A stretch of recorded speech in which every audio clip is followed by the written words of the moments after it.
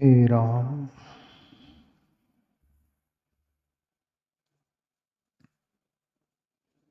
हाँ प्यारे मित्रों,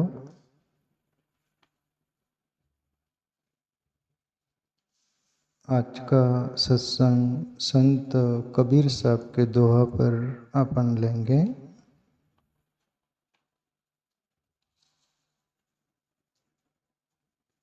जहाँ दया तहाँ धर्म है, जहाँ लोभ तहाँ पाप,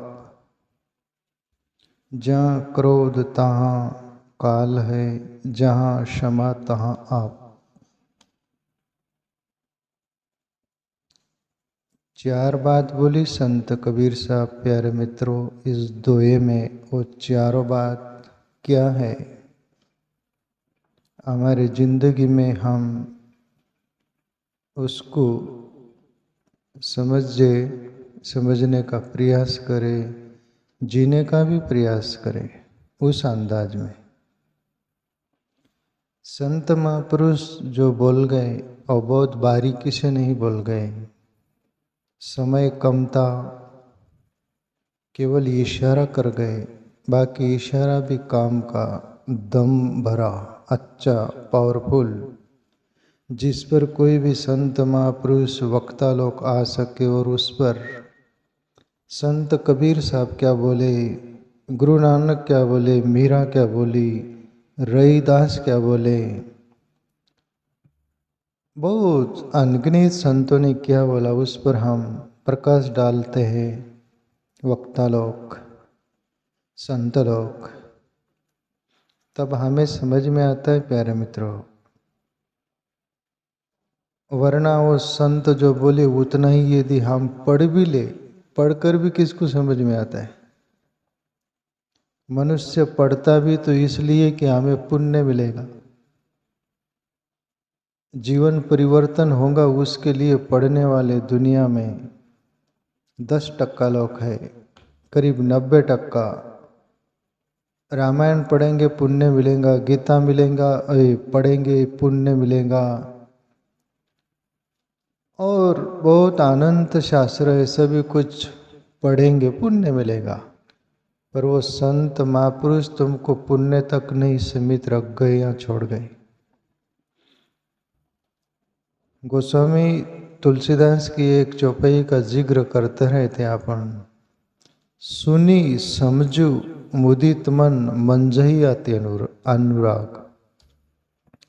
बोले सुनो और समझने का प्रयास करो, और सुनो भी मुदित मन, प्रसन्नता से, खिन्नता से नहीं, है ना। पूरे प्राण से सुनो, जो कि हमारे जीवन में वो काम आए और जीवन परिवर्तन हो जाए। सुनो, समझने का प्रयास करो। सुनी समझी मुदित मन, प्रसन्न मन से, मंजही अति अनुराग। फिर उसको संत महापुरुषों ने क्या बोला है, उसको अति अनुराग के साथ, वैराग्य के साथ जीवन में उतारने का प्रयास करेंगे ना प्यारे मित्रों। जो संत महापुरुष बोल गए वही हम बन जाने की पूरी संभावना हम में है।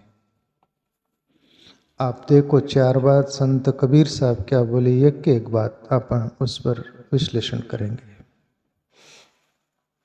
जहाँ दया तहाँ धर्म है, जहाँ दया है वहाँ पर ही धर्म है। अभी प्यारे मित्रों, दया यदि होगी ना तो वहाँ पर धर्म होगा ही होगा। दयावान कोई भी व्यक्ति निष्ठुर, कठोर, ऐसा जो भी कुछ दुर्व्यवहार नहीं करता, दया से भरा हुआ रहता है। वो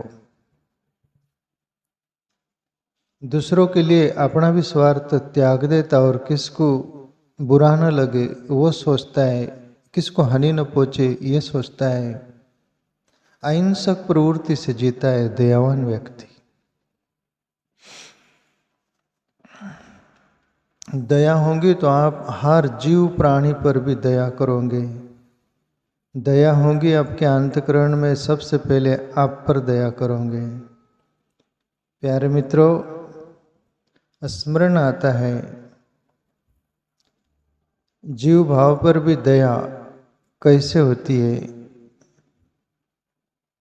एक बादशाह हुआ, सुबुक्तगीन नाम था उनका। सुबुक्तगीन, वो पहले गरीब थे और कई सैनिक थे, पर अच्छे सैनिक थे। एक दिन ऐसा हुआ, वो अपने घोड़े पर सवार होकर शिकार करने जाते हैं। जंगल में बहुत दूर दरार निकल जाते हैं, शिकार मिल नहीं रही, पर बामुश्किल से एक हिरण और हिरण का बच्चा जा रहा था। छोटा बच्चा था, शिशु। हिरण घोड़े पर देखिए सुबुक्तगीन बादशाह को, जो शिकारी था वो, और हिरण भागी पर बच्चा नहीं भाग पाया।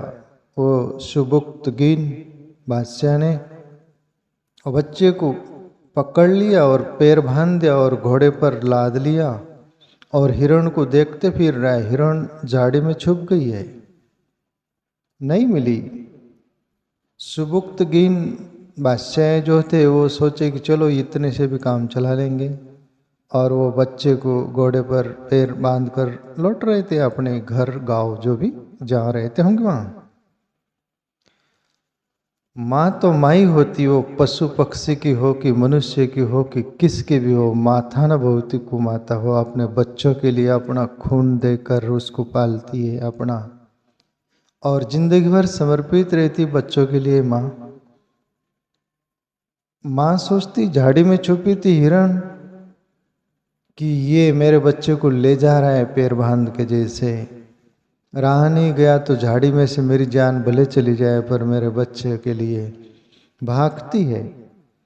वो घोड़े के पीछे पीछे कुछ थोड़ी सी आहट आई तो वो सुबुक्तगीन बादशाह जो था, पीछे देखा मुड़कर तो हिरण पीछे पीछे आ रही है। सैनिक भी था वो,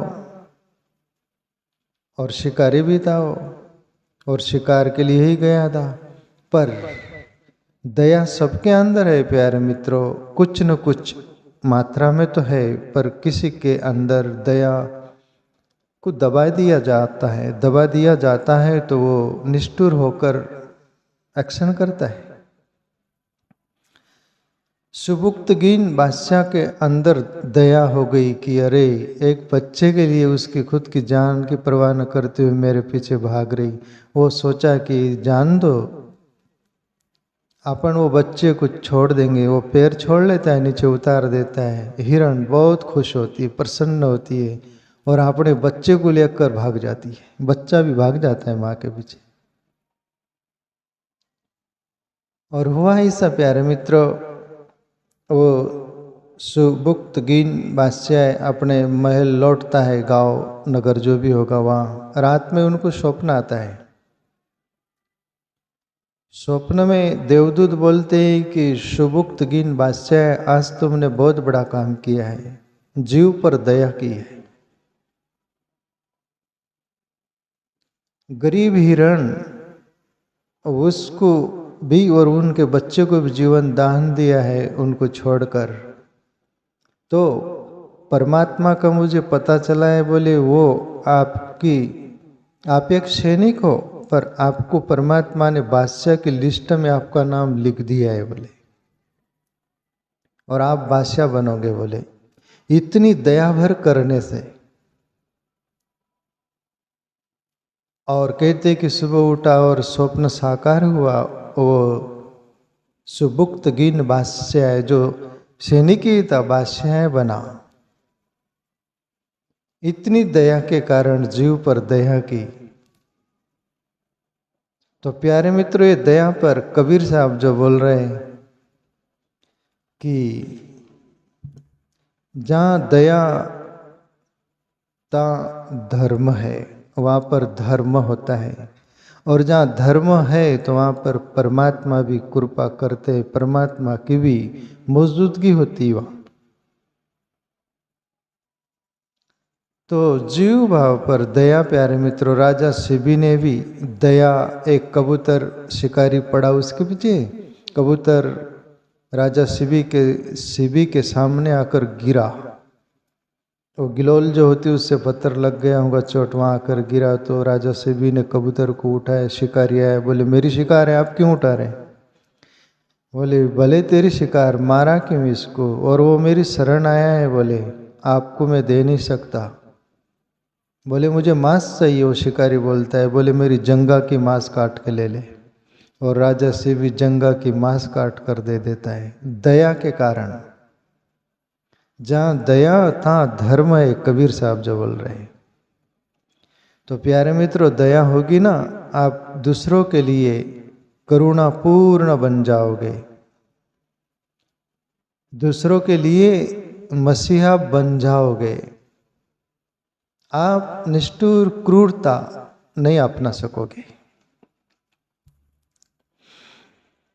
दूसरी बात, कबीर साहब बोले जहां लोभ तहां पाप। अब ये भी समझने जैसा, 4 विकल्प हैं, चारों पर चर्चा होगी। भागवत में मैंने पढ़ा था, नारद मुनि या किसके बीच चर्चा है, श्रोता वक्ता के बीच। वहां पूछा गया, मुनीश्वर पाप का बाप कौन,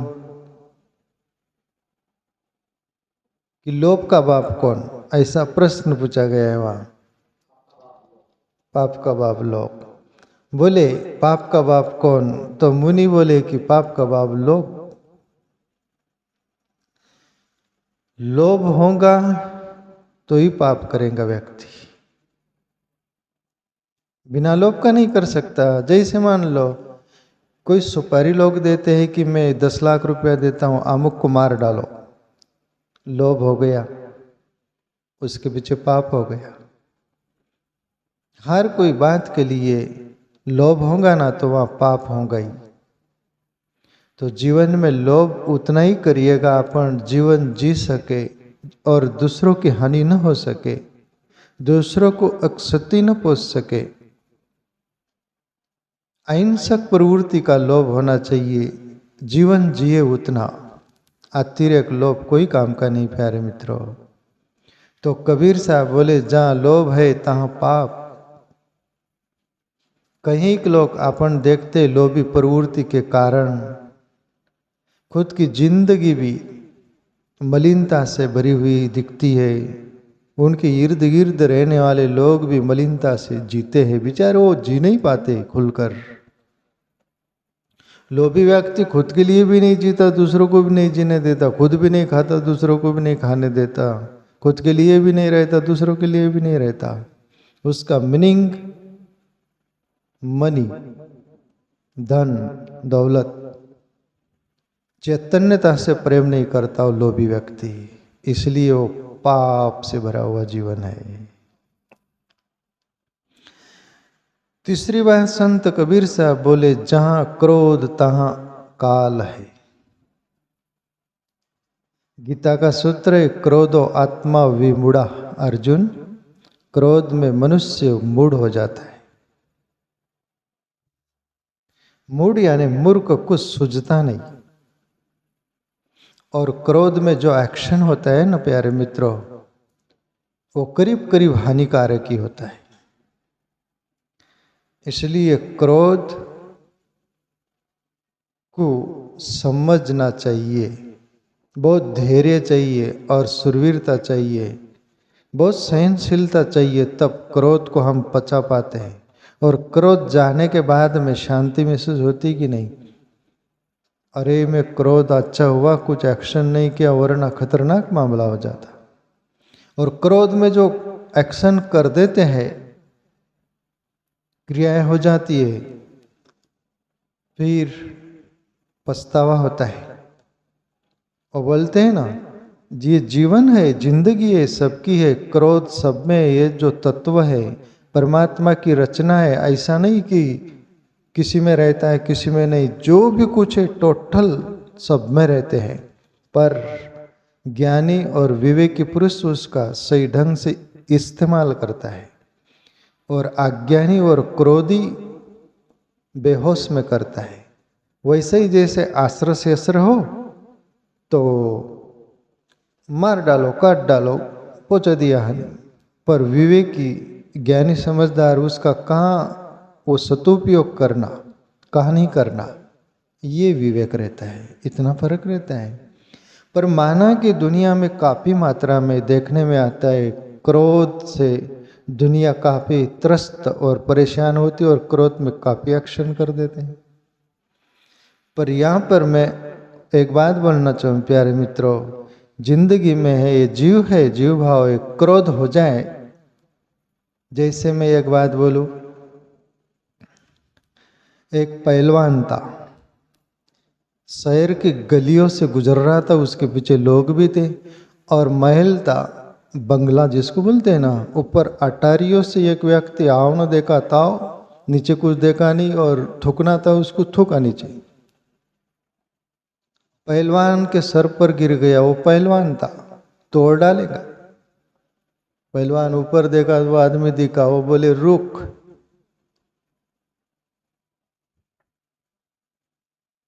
कोई भी क्रिया करोगे ऐसा कुछ जो एक्शन बोलते उसको, एक्शन तो हो गया। पहलवान बोलता है रुक, वो हो गया रिएक्शन। जिंदगी में एक्शन होते हैं, उसका परिणाम रिएक्शन। तो फिर आप करिएगा क्या? पहलवान जाता है ऊपर, गच्ची पकड़ता है, उठा लेता है ऊपर, पैर तड़पने लग गए उसके, तड़पाने लग गया वो। तुम्हारे अपने सबके भी ऐसे एक्शन हो जाए फिर रिएक्शन हो जाए, तो फिर तीसरा पॉइंट क्या है आपके पास? मेरे सुन रखे होंगे तो बोलना मत, और गलत होगा। तीसरा पॉइंट क्या भरत, पता नहीं ना? तीसरा पॉइंट है इंटरेक्शन। जिंदगी में एक्शन होते हैं प्लस रिएक्शन होता है, पर उसमें बीच का रास्ता है इंटरेक्शन। इंटरेक्शन माने समायाचना की भूल हो गई, माफ कर दो, आइंदा नहीं होगा। कितना भी कुछ व्यक्ति सामने वाला पावरफुल होगा तो आपको क्षमा कर देगा, माफ कर देगा, बाकी रास्ता अपनाना पड़ेगा इंटरेक्शन, बीच का रास्ता। इंटरेक्शन एक्शन और रिएक्शन दोनों को साइड कर देता है। तो प्यारे मित्रों, कबीर साहब बोल रहे हैं जहां क्रोध तहां काल है, वहां काल ही है।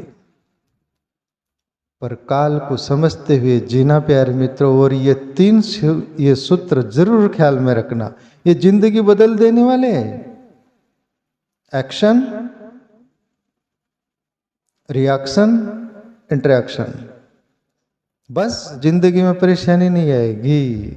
जब तक विवेक न जग जाए तब तक ये अपनाना प्यारे मित्रों जिंदगी भर।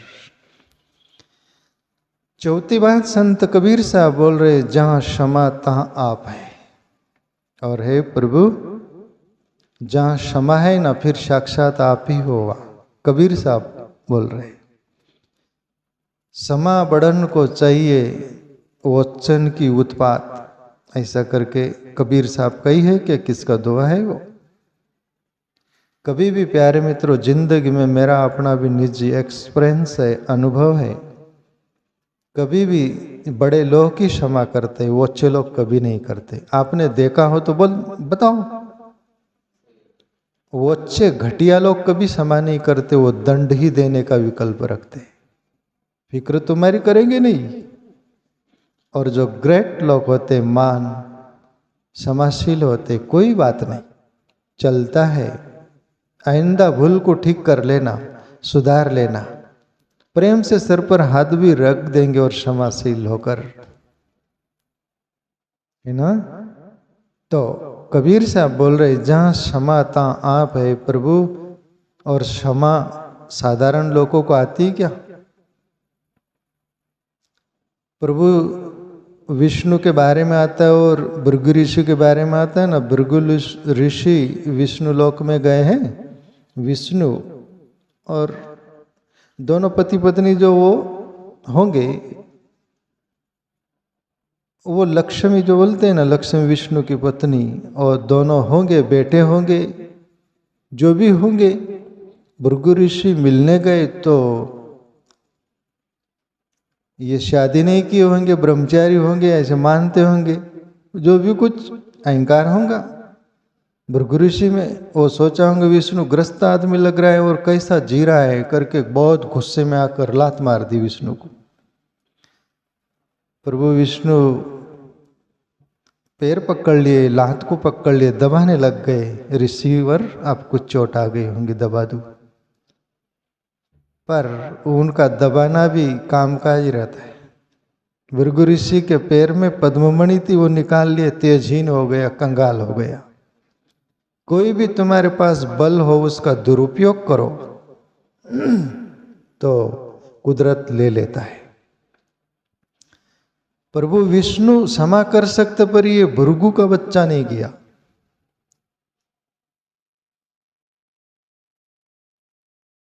और मोरारी बापू के मुंह से कभी मैं सुना था, ऐसा स्मरण आता है, लग रहा है। भृगु ऋषि को शादी करने का कौन मना बोला था? बोले कर लेना चाहिए था ना, क्यों जला? बोले ऐसा मैं सुना था कुछ ऐसा शॉर्ट। तो प्यारे मित्रों, जहाँ क्षमा होगी वहाँ पर महानता होगी। ये 4 बात संत कबीर साहब ने बोला, रिपीटिशन कर दो और ये चारों का भावार्थ आपको बताया गया, समझ में है होगा। जहाँ दया तहाँ धर्म है, जहाँ लोभ तहाँ पाप, जहाँ क्रोध तहाँ काल है, जहाँ क्षमा तहाँ प्रभु आप।